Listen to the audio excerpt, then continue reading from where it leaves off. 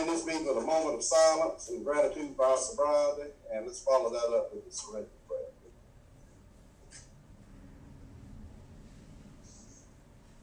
God, grant me serenity to accept the things I cannot change, courage to change the things I can, and wisdom to learn the rest. All right. My name is Kevin Lewis. I'm an alcoholic. And my sobriety birthday is March 17, 2001. And I'm going to read the open meeting statement to start off with, which is on my phone tonight. This is an open meeting of Alcoholics Anonymous. We're glad you are all here, especially newcomers. In keeping with our singleness of purpose and our third tradition, which states that the only requirement for AA membership is a desire to stop drinking, we ask that all who participate confine their discussion to their problems with alcohol. And the AA preamble says, Alcoholics Anonymous is a fellowship of men and women who share their experience, strength, and hope with each other, that they may solve their common problem and help others to recover from alcoholism. The only requirement for membership is a desire to stop drinking. There are no dues or fees for AA membership. We are self-supporting through our own contribution. AA is not allied with any sect, denomination, politics, organization, or institution. Does not wish to engage in any controversy. Neither endorses nor opposes any causes. Our primary purpose is to stay sober and help other alcoholics to achieve sobriety. And I've asked two of our home group members to help us open by reading how it worked in the 12 conditions. I'm David Aloisio, alcoholic. Hey, David. My sobriety birth date is May 29th, 2005, and I'm a member of the Came to Believe group. This is how it works. Rarely have we seen a person fail who has thoroughly followed our path. Those who do not recover are people who cannot or will not completely give themselves to the simple program. Usually men and women who are constitutionally incapable of being honest with themselves. There are such unfortunates. They are not at fault. They seem to have been born that way. They are naturally incapable of grasping and developing a manner of living which demands rigorous honesty. Their chances are less than average. There are those too who suffer from grave emotional and mental disorders, but many of them do recover if they have the capacity to be honest. Our stories disclose in a general way what we used to be like, what happened, and what we are like now. If you have decided you want what we have and are willing to go to any length to get it, then you are ready to take certain steps. At some of these we fought. We thought we could find the easier, softer way, but we could not. With all the earnestness at our command, we beg of you to be fearless and thorough from the very start. Some of us have tried to hold on to our old ideas, and the result was nil until we let go absolutely. Remember that we deal with alcohol, cunning, baffling, powerful. Without help, it is too much for us. But there is one who has all power. That one is God. May you find him now. Half measures availed us nothing. We stood at the turning point. We asked his protection and care with complete abandon. Here are the steps we took, which are suggested as a program of recovery. 1, we admitted we were powerless over alcohol, that our lives had become unmanageable. 2, came to believe that a power greater than ourselves could restore us to sanity. 3, made a decision to turn our will and our lives over to the care of God as we understood him. 4, made a searching and fearless moral inventory of ourselves. 5, admitted to God, to ourselves, and to another human being the exact nature of our wrongs. 6, we're entirely ready to have God remove all these defects of character. 7, humbly asked him to remove our shortcomings. 8, made a list of all persons we had harmed and became willing to make amends to them all. 9, made direct amends to such people whenever possible, except when to do so would injure them or others. 10, continued to take personal inventory, and when we were wrong, promptly admitted it. 11, sought through prayer and meditation to improve our conscious contact with God as we understood him, praying only for knowledge of his will for us and the power to carry that out. 12, having had a spiritual awakening as the result of these steps, we try to carry this message to alcoholics and practice these principles in all our affairs. Many of us exclaim, "What an order! I can't go through with it." Do not be discouraged. No one among us has been able to maintain anything like perfect adherence to these principles. We are not saints. The point is, we are willing to grow along spiritual lines. The principles we have set down are guides to progress. We claim spiritual progress rather than spiritual perfection.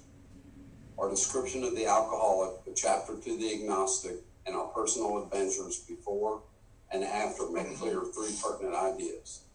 A, that we were alcoholic and could not manage our own lives. B, that probably no human power could have relieved our alcoholism. And C, that God could and would if he were sought. My name is Paige Wood. I'm an alcoholic. Today, my sobriety birthday is March the 31st, 1989, and I'm a member of the Came to Believe group also. I'm going to do the AA traditions. To those now in its fold, Alcoholics Anonymous has made the difference between misery and sobriety, and often the difference between life and death. AA can, of course, mean just as much to uncounted alcoholics not yet reached.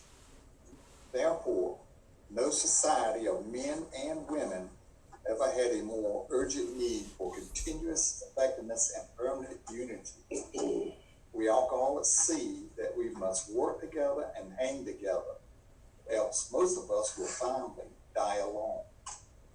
The 12 traditions of Alcoholics Anonymous are, we AAs believe, the best answer that our experience has yet given to those ever urgent questions.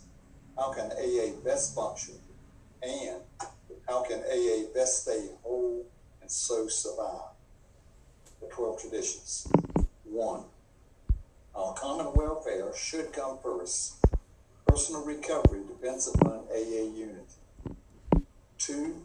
For our group purpose, there is but one ultimate authority, a loving God as he may express himself in our group conscience. All leaders are but trusted servants. They do not govern. 3. The only requirement for AA membership is a desire to stop drinking. 4. Each group should be autonomous, except in matters affecting other groups or AA as a whole. 5. Each group has but one primary purpose, to carry its message to the alcoholic who still suffers. 6. An AA group will never endorse, finance, or lend the AA name to any related facility or outside enterprise, lest problems of money, property, and prestige divert us from our primary purpose. 7. Every AA group ought to be fully self-supporting, declining outside contributions. 8. Alcoholics Anonymous should remain forever non-professional, but our service centers may employ special workers. 9. AA as such ought never be organized, but we may create service boards or committees directly responsible to those they serve. 10. Alcoholics Anonymous has no opinion on outside issues.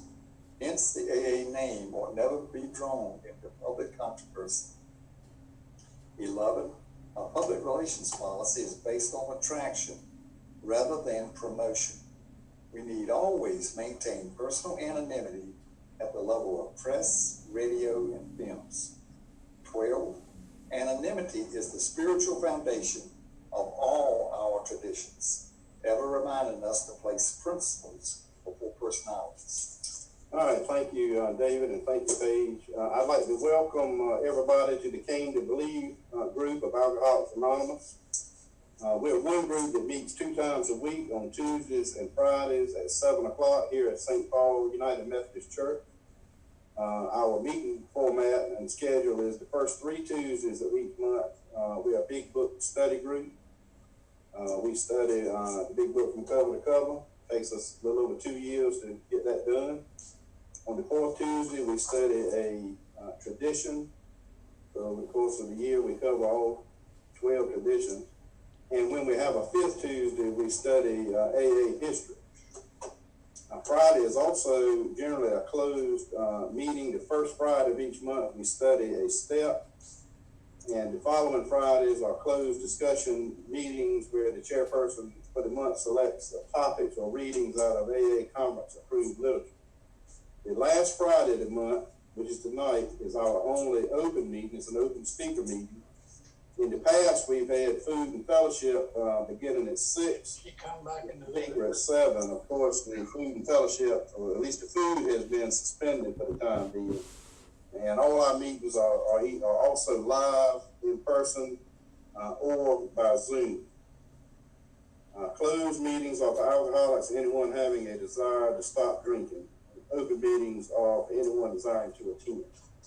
So we're glad everyone is here tonight, and this is our open speaker meeting. And we've got in for a treat tonight, as we are every May, really, since I've been involved in this group. I was going to introduce the speaker because he's one of my favorite speakers. But the meeting format I've been had, it says call on Page to introduce the speaker. So I'm going to call on Page to introduce the speaker, and then the speaker can share his experience, strength, and hope with us.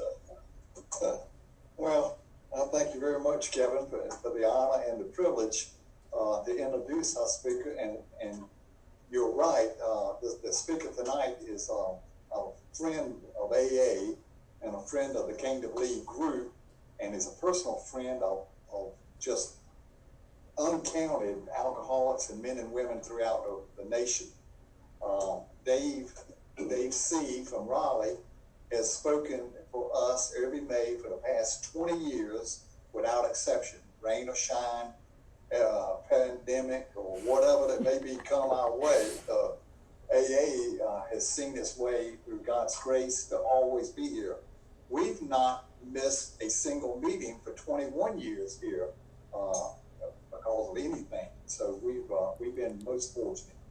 Dave is a favorite of us. I'm not going to say much more about that other than I delight in the privilege and the honor to follow his footsteps and the direction that he provides.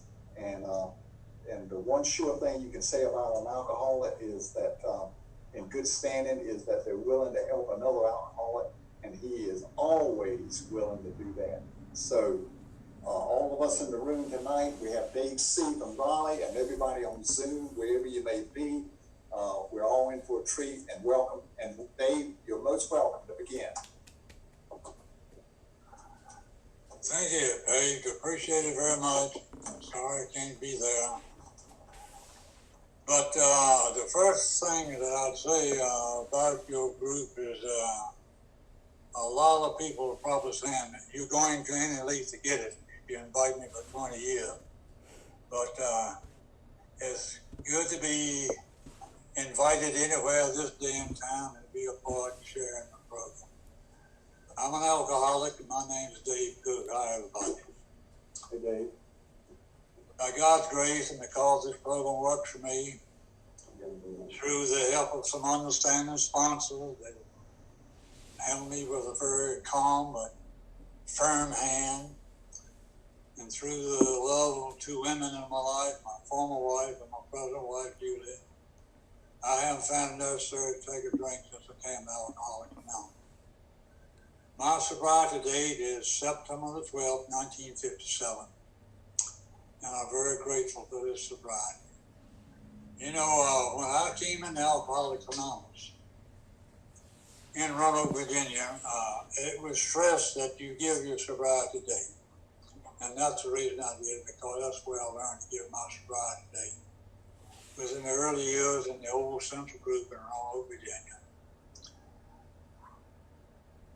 I can honestly say that what I've been going through in the past few weeks, two and a half months, is something I never experienced before, and I'm looking forward to going back to a real AA meeting, as I call an AA meeting, where we sit down and share our dialogue.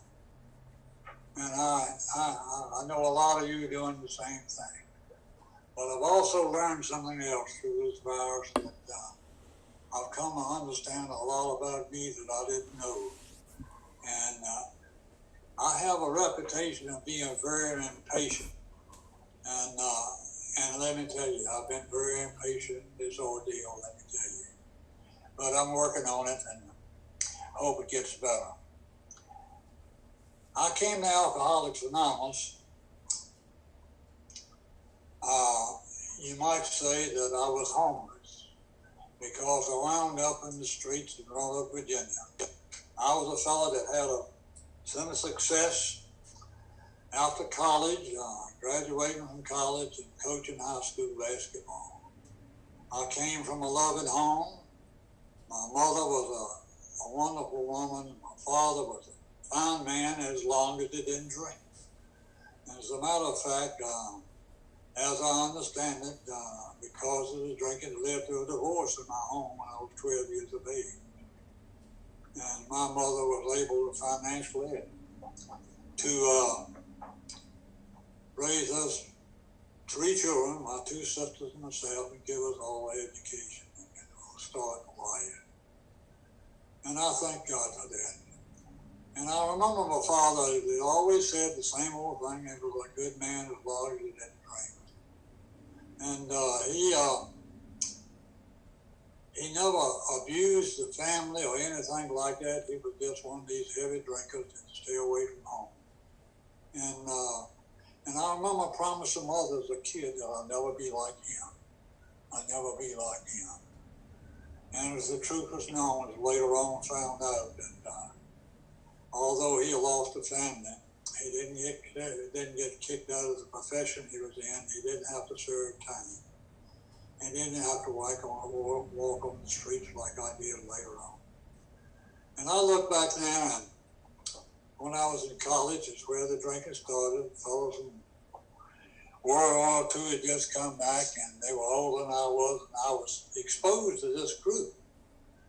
And of course, as the old saying, you know, if you stay in an environment long enough, you'll become a part of that environment.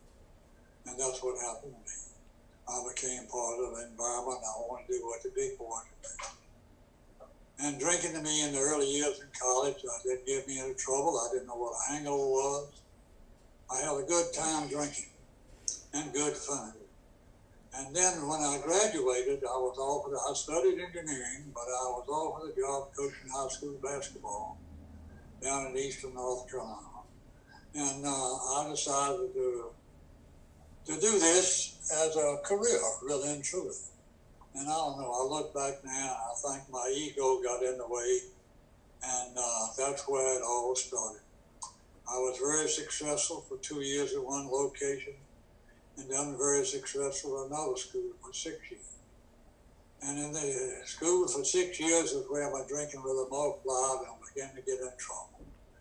Now, I had been meeting some of my classmates on weekends. We'd have these weekend affairs. We'd all get drunk, go home, get sober, and start again. And it went on and continued until at this particular school, I got to the point that I was drinking about every morning before classes. And it got to be a necessity. And it got to be trouble as a result of it. And I remember the school officials calling me in the first time, the principal primarily, talking to me about my drinking. And of course, I denied it. And you know, if to keep talking to you, you begin to realize you got to do something. And that's what happened to me. I wanted to get people off my back, divert their attention. And I did. I found a lady that I briefly known, and in a short courtship, we got married, and it was a relationship and a marriage that didn't work out at all. And I was involved in this marriage for about 2 years. Nothing but trouble the whole time, denying everything I was doing and lying about everything I was doing. And finally, the school officials got to the point that they gave me the opportunity to resign on account of my drinking. Now, I had got to, like I said, I was coaching high school basketball. I was going to ball games sometime about half boozed up, not drunk, just feeling good, you know, loose, and drinking vodka. And I look back now, and I was a sick person as I know it today. And I can remember the trouble I got into with the girls' basketball team. The fellow that was coaching girls had to go in to service, and they asked me to take over the girls' team in the middle of the year, which I did. And I've been in the habit of hitting the boys on the rear when they start the game, and I'll start doing that with the girls. And some parents got upset. I didn't understand why in the beginning, but I did the next morning when the school board met. And it was later on part of the reason I left that school. And as a matter of fact, I left that and went a little bit further east. And I've always said that if you go far enough down east in this state, you wind up at the end of it. And that's what happened to me. And this school I went to was hired me with the condition that they didn't think I was drinking like I was at one time. And I lasted at this school for 6 months. And it got to the point that the marriage had fallen apart. I was living in Rocky Mount. Driving back and forth out to Leggett, to the northeast. Well, you know where it is now. And driving back and forth, and we'd usually have some hid in the gym, or I could get a hold of some in there. About 12, I knew what would happen, the shake would start. And I either had some in the gym or the automobile. Drink enough to stop the shakes, to pray for 3 o'clock, to start back to Rocky Mount, to do the same thing again. And this lasted for a period of about 6 months. And finally got to the point that one day at school, in the morning, the principal called me to the side and said, "Son, we don't need you anymore. You can leave anytime you want to. Just give us the keys." There was no discussion. There was no office meeting to discuss this thing. And as I look back now at this event in my life, I really believe that that's when I came to believe that I really crossed that invisible line that we speak of. I'd become an alcoholic, although I didn't know it. Because I'd gotten to the point I'd do anything but drink liquor. And that day I left school and don't know where I went for a period of 2 weeks until I wound up in jail for the first time. In jail right in the city of Rocky Mount. A man came to me through a cell door one morning. I've been gone for about 2 weeks. And this man says, "Your mother has come down here and straightened out all this mess, and we're going to send you to a place where they can cure you." And to me, I didn't know exactly what it meant. But I later found out where the cure was going to be. And my mother made arrangements to send me to Dixie Hill, to State Insane Asylum, to the alcoholic ward, and I was admitted there. For the first time when I was about 27 years old, maybe close to 28. And I never want to forget my first trip to Dixie Hill. I got there that day, and the county sheriff carried me to Raleigh to put me in this place. Nobody around me was the same age I was. And I remember they sprayed me down and gave me an outfit to wear. And then I was allowed to do the only thing I could do, walk up and down the hall, wondering what I was doing there, until I began to have some problems. And the problems were DTs, hallucinations, a lot of bad things, until it finally put me in a cell they called it down in the basement. And in this cell, they'd take your clothes away from you and let you have your run-in fits. That was the cure for alcoholism in 1956, 57. And that's what I experienced. I was in there long enough that they finally let me out and put me upstairs with the rest of the people that had a problem with the booze. The men were a lot older than I. And I look around, there was nobody my age. And of course, you begin to wonder, what are you doing there? I thought somebody made a terrible mistake. And I began to take the intellectual route. I was able to write a book or something of that nature. But one night, some men were playing poker. They were discussing the reason there. One man spoke up and says, "I'm here because I'm an alcoholic." And I heard it for the first time in my life, wondering, really paralleling to my father, who had a drinking problem, and thinking that that's what an alcoholic was. And I was sicker than anybody else probably in that institution that time. I stayed at Dix Hill for 30-some days until they asked me I was allowed to leave. And the only place I had to go was back to my hometown, Roanoke Rapids. And my mother was the cause of me going to this place, but she took me in when I got home and began to try to help me. And nothing worked out because I went back to drinking. And to make a long story short, I went back to Dixville 5 times in 6 months. On account of one fact, as I know it today, I've become an alcoholic. I'll take one drink, and I can no longer guarantee you my behavior. And that's the condition I got in. The last time I went back to Dix Hill, they didn't put me in the alcoholic unit. They put me in the nut ward with the rest of them. And I look back and I began to set my faith. I was one of them. And that's what really happened. But God, I think, was working in my life way back then, and although I didn't know it, by some mysterious reasoning, by coincidence, I guess, I was moved back to the alcoholic ward.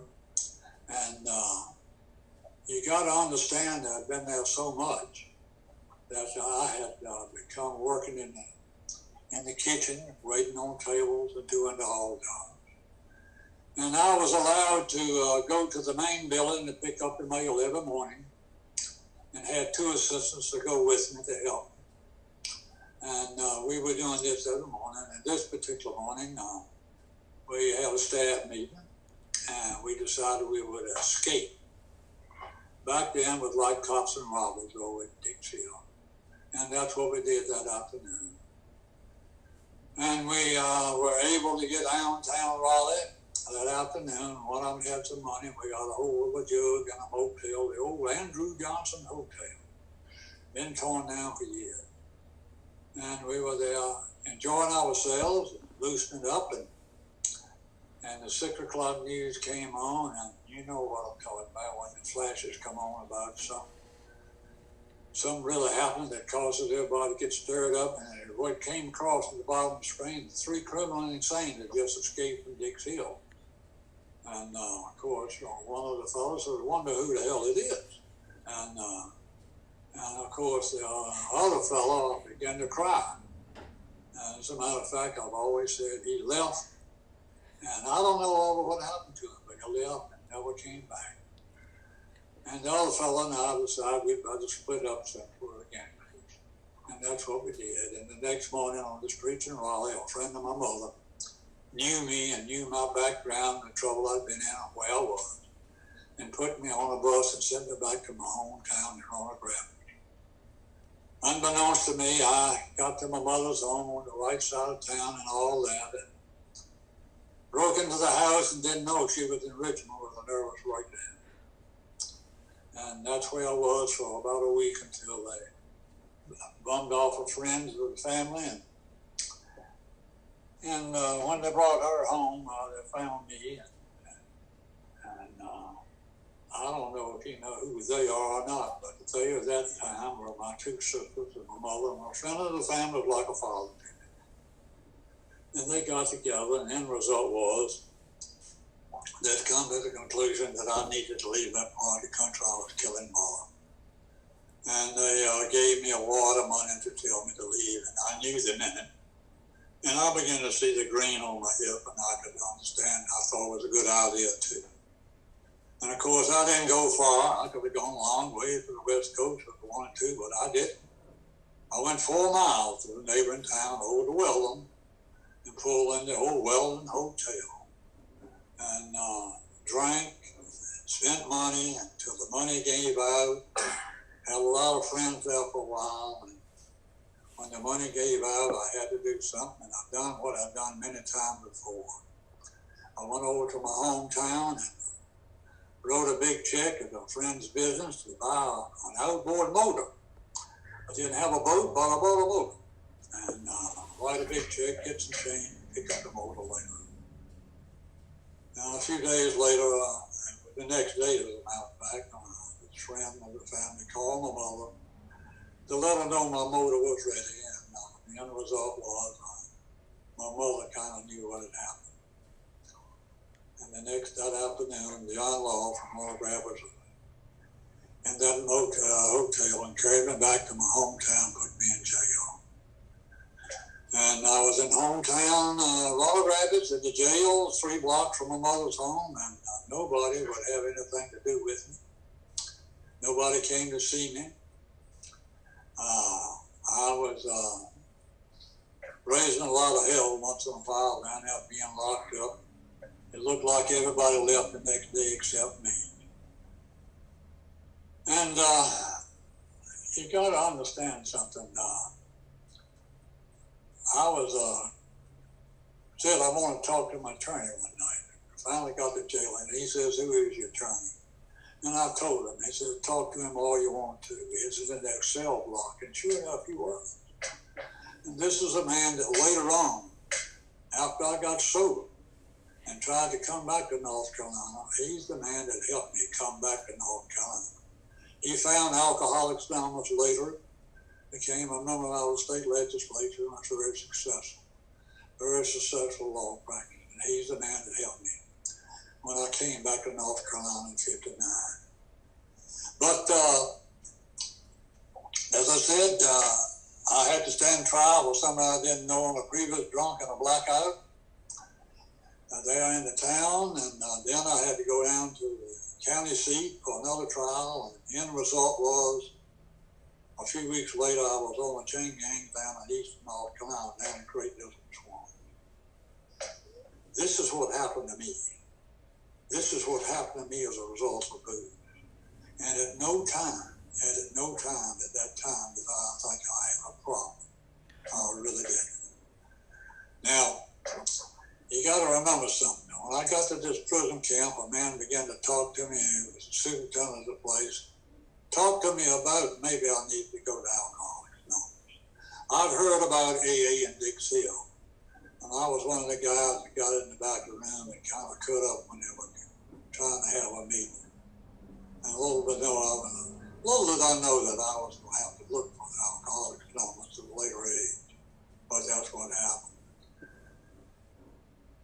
And in this moment in my drinking, it got to the point that nobody could tell me much, but as a result of the trials, like I said, I was finally put on the chain gang and served long enough to get back home, and my mother let me back in after a period of being locked up and good behavior. And I look back now at the people that tried to help me all this time. Like I said at Dick Seal, I should have listened, but I didn't. Like I said later, when I went to some drying out places for help that my mother sent me to, I enjoyed tapering off, but I'd go back to drinking. And sometimes I might take a look at myself at what was causing all this. And then as I look back now, I really know that the fact was that I was beginning to get my health back, that allowing would revive again, and I'd become that same person I'd always been. And I couldn't deal with reality. I just couldn't deal with reality. When I got back from the chain gang, my mother really, I didn't know whether she'd have anything to do with me or not, but she did. And she let me in and tried to help me and guide me. And I stayed sober for a period of time. Not sober, I just didn't drink. And for a period of time, until it was suggested maybe I should go to work. Didn't think I could get a job in the state of North Carolina because of what had happened. And through an agency up in Richmond, Virginia, I was interviewed in the state of Maryland. the state of Virginia in a period of 1 week, and my mother carried me to these places for these interviews to teach school and coach basketball if I could. And on a particular Thursday afternoon, I guess it was, in Roanoke, Virginia, a man interviewed me. He was the superintendent of city schools in Roanoke, the largest high school in that district, Jefferson Senior High School. I was offered a job after being interviewed. And he asked me in the interview that I understood after a telephone call that I'd had a problem drinking at one time. And I agreed that I did, but I was doing fine then. And he gave me a chance for a new start in life. Now, this is a man that I've been through what I have been through. A new start in life completely. I went back to my hometown that day, and my mother financed the whole expedition for me to go back to Roanoke the following Saturday, to take a job, to go to work, and a place to stay, clothes, a bank account, and everything. And on the way back, I had to have a little change buses in Richmond, had a layover, but I got one bottle. Well, I bought, two bottles, 2 pints to just get me on the way. And this was the beginning of my last drunk, the only drunk that I really like to talk about. Because this is the drunk that got me to Alcoholics Anonymous in 1957. I got back to Roanoke. I didn't check into the place. I had a place to stay. I checked into the hotel on the hill and began living it up. Got drunk, drinking. I was able to work 5 days at school until I got to the weekend when I couldn't go back to school the following Monday. And the school officials intervened and found out what they had and tried to help me. And they tried to help me. And my mother got in touch with me. I was in the old hotel in Roanoke. And my mother had talked to the manager, and it seemed as though she didn't want to help me. But she gave me the greatest gift that's ever given me since I was born. That's when she kicked me out of her life that day, and I knew she meant it. Told me to never to come home again, that I was not a member of the family. And that afternoon, I was kicked out of the hotel and wound up on the streets of Roanoke, Virginia. The only man that knew me in that city on the following Sunday became concerned about me, and he talked to my mother, he talked to the hotel, but he just wanted to help a drunk. He didn't know I was a drunk. He didn't know anything about Alcoholics Anonymous, but he wanted to help a human being. And that man found me that Sunday morning in a back alley in downtown Roanoke. And I don't know about you, but I'd gotten to the point that morning that a drink didn't do me any good. I'd come to the point that I knew that I was dying from what I was doing, and I didn't want to die in that back alley. And that man found me that morning and carried me to his home over in southwest Roanoke. Got in touch with a man that knew a man in Alcoholics Anonymous, and got the officials, the school officials, the superintendent and the principal, to carry me to what was known then as the Easy Desert Club in downtown Roanoke, a clubhouse for alcoholics. And that's where I was introduced to Alcoholics Anonymous the first time that Sunday. You looked me over when I got there. I was nervous, I was shaky, I didn't have good vision, and I just got tired of being tired. I got tired of the high cost of low living.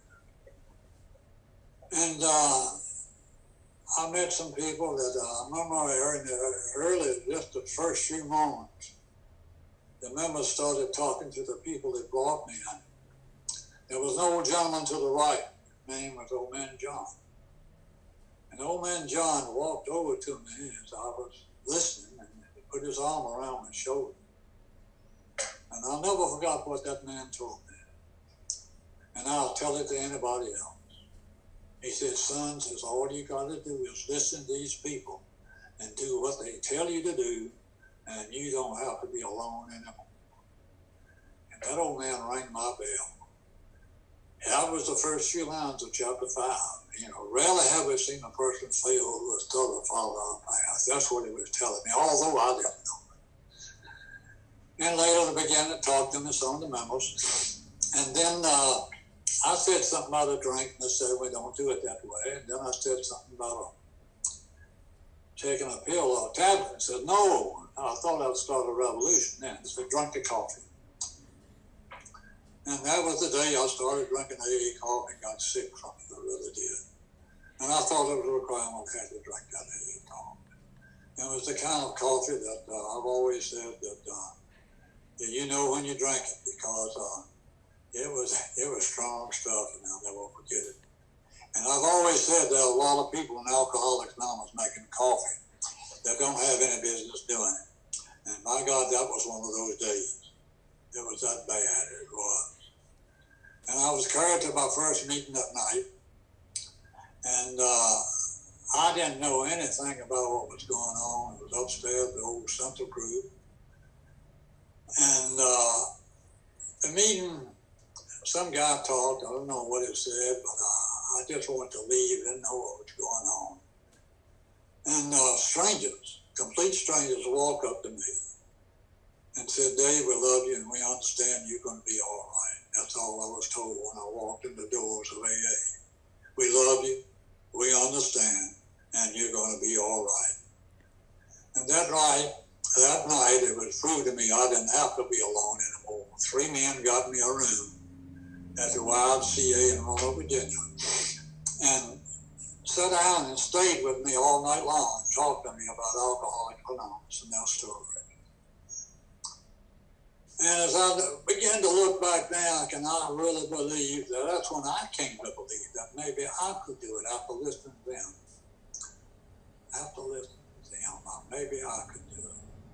And I realize now that in the dark recesses of my mind, I knew one fact. I had to be around them to do it in order to do what they were talking about. And that was my beginning that night in the journey of Alcoholics Anonymous. The next morning, when a man met me for the first time and became my sponsor, although I didn't ask for him, and led me in the road to recovery that I know today, and gave me basic Alcoholics Anonymous I know today from the big book of AA, the 12 steps and the 12 edition. I was fortunate enough to be in a group that was really interested in the program of Alcoholics Anonymous helping others. And this was the beginning of my journey in Alcoholics Anonymous. And it's been a good journey for many years because that was the beginning. September the 12th, 1958. And I never want to forget how I got to Alcoholics Anonymous and where I was and what's happened to me and where I am today. And when I began to feel sorry for myself like I have in the past few weeks, once in a while with this virus, I have to ask myself a question. Where were you? Where were you then and where are you now? And who gets credit for it? And the God of my understanding found me in the program of Alcoholics Anonymous with that. And I got active in AA in Raleigh, in Roanoke, and then I met my former wife, Sue, there, and we were later married when I moved to Raleigh. I moved to Raleigh in June of '59 and attended my first state convention in May of '59 and went to Salem. Sponsor brought me down to meet people from Raleigh, and I'd already met my second sponsor before I got there because he made arrangements for me and the sponsor when I got to Raleigh named Tom Burrell. And Tom was a very influence in my life after I got to Raleigh. And I joined the old Hayes Bart group back in June of '59 and was a member of that group for 5 years until we started the Big Book group. But I've been around for a while, and I thank God for the fact that I've been around people that sponsors that led me, as I said in the beginning, with a kind but firm hand. And a lot of it, I was sponsored like I needed help. and I got help. And I'm on myself responsible right now. And the previous ones, they passed on, but each one of them gave me something. And I look back, the sponsor I have now has a assisted living place, and kind of crippled at what he can do, but I still have contact with him, at least on a weekly or bi-weekly basis. Now, the result of what's been going on in the past few weeks, I mentioned on a Zoom program the other night that I'd spent a lot of time with myself, and it forced me to get to a point where I had to take another fourth step in my sobriety. Here's a man with 62.5 years taking a fourth step, reviewing his life and what's going on. And I know that I received so much from Alcoholics Anonymous that now I'm at the point that I just feel like it's something I have to give back.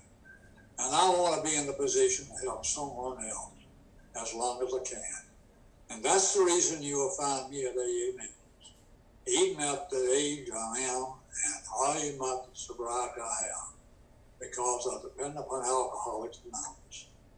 The greatest thing to me has ever been is Alcoholics Anonymous. The longer I'll stay sober, the greater it becomes. I have to go to meetings of AA. That's where it is. I have to try to work the 12 steps because that's what it's all about. And I try to help others. And I happen to know that yesterday is my experience and tomorrow is my hope. And today I'm going one of the best I can, doing one of the best I can. And I know as long as I do this, I too can walk hand in hand with you down this happy road of destiny that we speak of in Alcoholics Anonymous by doing this program one day at a time, because it's proven to me that God will help me if all I've got to do is ask Him for help. I want to close by saying this, and your group in Rocky Mount has been very kind to invite me down there over the years, and it's hard for me to believe it's been that many. But I appreciate it, and like I say, I thank the page has been going to any length to get me to come down there, and I appreciate it very much. But I'd like to close with a statement that I make every time I make a talk, because it says my story and probably yours. And it's from the big book. And for a long time, I didn't tell people where it came from until I had to get honest. And it's in the book. And it goes something like this. This great experience that released me from the bondages of hatred, released me with love, is just an affirmation of truth I know. I get everything I need in Alcoholics Anonymous, and everything I need I get. And when I get what I need, I invariably find that it was just what I want all the time. Thank you for listening, and I appreciate the opportunity to share with you. And sorry I couldn't be down that night, but we did the right thing by not driving down there. Thanks. Had to give you some applause. All right, thank you. Thank you very much, Dave. We appreciate that great message of hope.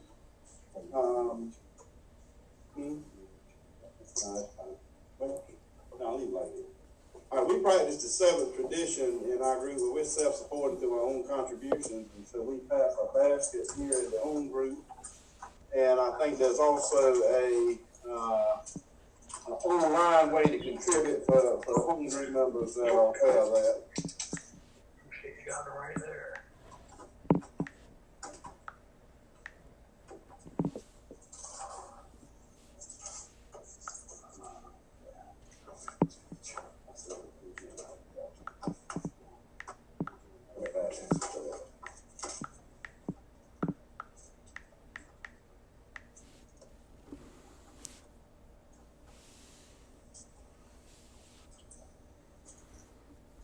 All right, we also, in our home group, we recognize home group members' sobriety birthdays at the open speaker meeting at the end of the month. And I think somewhere on the line we have Amy Miller, who's, if you could unmute her, Mary, and she's gonna make recognize one of her sponsees.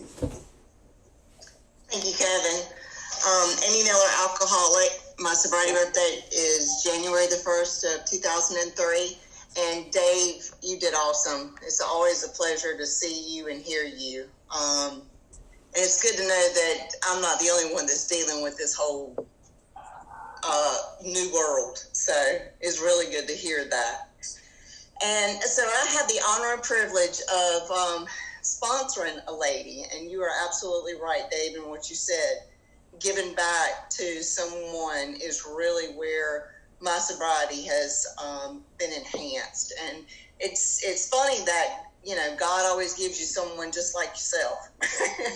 And Rhonda is definitely probably me on steroids, actually. And she has been an absolute joy to watch and to take her place in her family's life and her home group's life and her community's life, and you know, online, offline, and just to watch her world explode. And it is truly been an honor to sponsor her.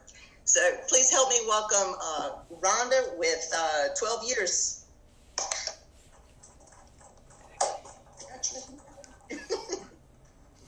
Thank you, Amy. Oh my God, I can't believe it's been 12 years. And I am kind of enjoying one aspect of this epidemic, and that is my dad has not been able to join in on this month for the last 3 or 4 years. And because of Zoom, he is able to hear, but he can't see what's going on. So he's being able to participate. And first of all, I want to thank God for putting me where I needed to be put 13 years ago. And then putting women in my path to show me the way. Dave, you talked about having somebody that just told you the way it is. Well, that is Sandy and Amy for me. You know, if I step sideways, one of those two are going to be like, we need to talk. The dreaded we need to talk. But anyway, it's a blessing to be sober today, and for my family to come to me for help and advice when there was a time like your mother, Dave. My oldest son wanted no part of me, and today we are best friends, and I am included in his life. He has chimed in, so he's on Zoom too. But anyway, I'm just so grateful for this fellowship, for the life that God and AA has given to me, because 13 years ago, I was a drunk sitting in a prison. And today, I'm a homeowner, and as Amy said, I've taken my place in society, and my family has welcomed me back into their lives. So thank you, Dave, very much for your story. I always enjoy it. And Amy and Sandy, thank you very much for all the direction y'all give me. Peace. All right, congratulations, Rhonda. We have two more big birthdays this month, and Paige is gonna have some medallions to hand out. Thank you. For the group that's in the room tonight, and for everyone that's on the Zoom screens, first of all, Dave, we want to thank you so much. Always enjoy your talk and you sharing your experience, strength, and hope, and it was wonderful tonight to hear it. And I'm so grateful that you were able to do that, and so grateful that we got it recorded also. So it's going to be wonderful to hear it again, and so forth. So listen, tonight we're going to celebrate. We're going to celebrate sobriety, not only in Rhonda's life, but there's 2 men, home group members that are here tonight, and we're not particularly celebrating their sobriety. We're celebrating the power of God and Alcoholics Anonymous, and how it works through their lives. And that's how, what Dave talked about. So anyway, the first one I'm going to give out, it goes to, these are 15-year medallions that we're going to give out. The first one is the David Aloisio, and he came into my life a little over 10 years ago, and straight out of a straitjacket, and he had experience with it like Dave with Big Zero. So anyway, you need to hear his story as well. But anyway, he's the textbook Alcoholics Anonymous wrote is a chapter 7, working with others, and it talks about you. It's an experience you do not want to miss, and that is to be able to help somebody the way you've been helped, and so forth. So I've been working with David a long time now, and watching him change and grow, and see him become a solid member, and to also have a family come back into his life. So anyway, let's give a welcome to David Aloisio.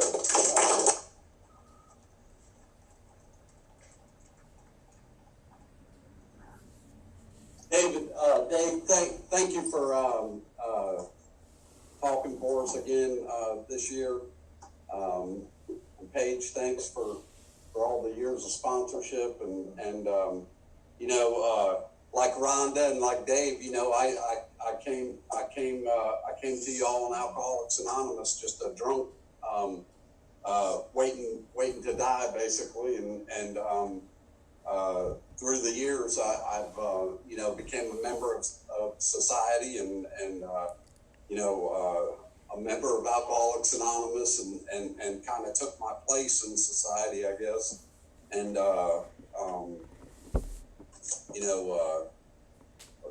family and kids and all the things that I used to think that I just didn't deserve, any of that, and that, it's funny because I look at my kids and I think God trusts me enough now to take care of these 2 children that He has provided me with, and what an honor that has been, and the joy in my life, and just all the things that I never thought I deserved, I got out of Alcoholics Anonymous, and Paige talked about sponsoring other guys, and that it's something that you must not miss, and I've had really good experiences in that as well, and it's just been a life-changing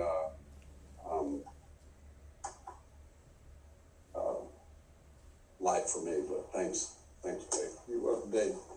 I got another medallion to give out, another big 15 years of solid sobriety in Alcoholics Anonymous, and I'd be remiss not to take a moment to say, during this occasion, we normally have the wives and the families and the children of our members at this open speaker meeting. We're normally in the fellowship hall, and the wives and the children get to see their husbands or their wives or their good friends celebrate their sobriety and everything. And I miss that, and I'm hoping that, Lord willing, that we'll get back to those times when we can have family here with us and see and recognize and be, and without them, many of us would not be here. Without the wives and the husbands and the people that love us. We're so blessed that people, regardless of the way we've acted in our drinking, people love us and got us help. The man I want to recognize now is a huge fan of mine. I've been loving this man a long time, and he is a solid member of this group and Alcoholics Anonymous, and go to any length to help another alcoholic. He's got a wonderful family, and it's just given his heart and soul to AA, and I can't say enough about him. But I will want you to help me recognize and celebrate the sobriety of Jim. Yeah.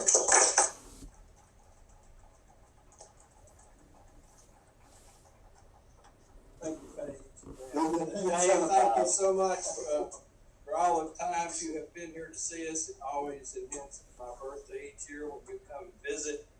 And even though you can't be here tonight, your Parker's barbecue is, and we'll get it to you. I promise. Paige says he will get that to you this week. But Paige has known me a long time. You know me a long time before we came into this program as far as staying sober, and he never gave up on me. He started working on me in 1994, and it would be another 11 years before it got through my head that I was an alcoholic and I couldn't continue to drink. But I have to hand it to him that he has always been there for me. And ever since I've gotten sober, I've tried to always be there for everyone in this group and everyone in Alcoholics Anonymous. And it's just a pleasure to be able to come back every week and see these people and see new people come in and let you know that there is a way to stay sober. And don't give up if you go out. You can always come back. And I thank God I kept coming back. And it means so much to me. And thanks, everybody. I appreciate it. Congratulate again to Rhonda and David and Jim. And I want to say that we don't pass out the chips in this group like a lot of the groups do. But what we do is, if there's anybody here tonight that would like to join AA or join the Pink Leave group as a home group, all you have to do is raise your hand and say you want to join. Anybody? All right.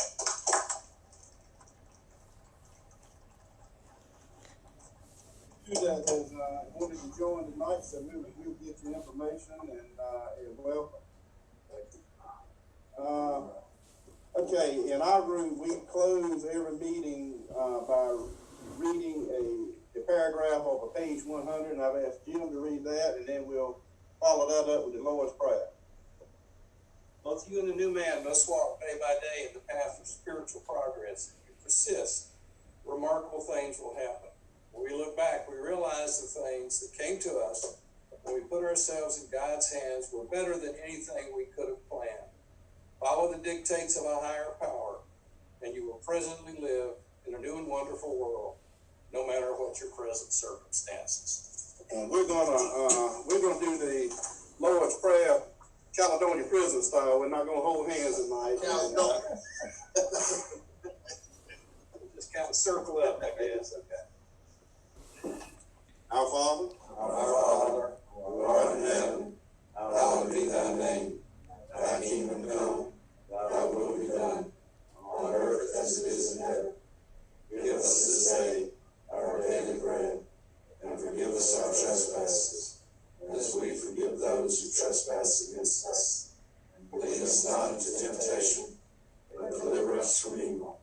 For thine is the kingdom, the power, and the glory, forever and ever. Amen. all right, thank you, everybody. God bless. Dave? Yeah. It's all right. We'll have more. Thank you so much, Dave. Here. Can you hear? Yeah. Okay, thank you so much. And I'll come visit you the first of the week and bring this stuff, okay? Okay. I'll go to your feet. Don't worry about it. I'll call you and make sure the right day to come. Good deal. Sounds Let me good. know. Hey, Paige, let me know when you'll bring it. I'll be there too. See you soon. Bye. Congratulations, Jim and Rhonda and Jackie, I think, said congratulations, Rhonda and David. I heard a robot speaking. I wasn't sure what it was. I've gotten good at translating Jackie. Yes, you did. You have, Amy. David, you did a wonderful job. Thank you so much. That was wonderful. And congratulations to everyone who picked up medallions. Congratulations. Dave. Thank you, Dave. Congratulations, Thank everyone. you, Dave. Bye, y'all. Thank you, Dave. Bye. Thank you, Dave. Good night, everybody. Congratulations, Rhonda. Thank you, Carol. Bye. Good job, Rhonda. Congrats. Thank you. Congratulations, Doc. Hey, Stanley. Hey, thank you, Doc. Congrats to you and Dave. Congratulations, Doc. Miss you. I hope my dad got to hear everything. Thank you, Sandy. I'll see you later. Thank you for the harsh words, the tough love. Yes, ma'am. Rhonda, you need that tough love. I Did sure you good. do. I sure do. I need to be grabbed by the ear sometime and like, you're in the wrong lane. Get back over here. I know. Sandy does it very well. Yes. Congratulations, David. Thank you. Congrats, David. And Adam, good to see you. Happy birthday, Rhonda. Thank you. Good to see you, Rhonda. Hey, Good to see you, Stanley. Barbara. Hey. Rhonda, get a chip. Do what? Rhonda, get her chip. Yeah. That's awesome. That's awesome. It's good to see y'all. And Amy, Good to see you, Stanley. You have to get Stanley to go camping. Yeah. I tried to get him to go last year. Let's take to the woods. Let's take to the woods. Don't worry with that. Did you see my grandbaby? No, I don't think he has. Hey, Barbara, good to see you. Yeah, I love seeing y'all. Are you doing a spot free or do you do that with Susie?